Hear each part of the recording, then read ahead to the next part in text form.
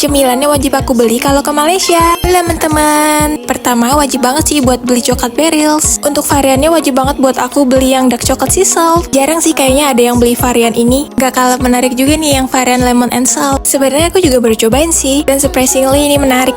Yang kedua, wajib buat beli KitKat. Semua varian KitKat tuh recommended, tergantung selera aja. Ketiga, wajib banget untuk beli Milo-nya. Terakhir, wajib banget nih aku buat beli permen ibu anak. Biasa bentukannya kan kayak gini nih. Buat rasanya sih 100% sama. Jadi ini beberapa items yang pasti aku beli kalau ke Malaysia. Thank you for watching, selamat mencoba!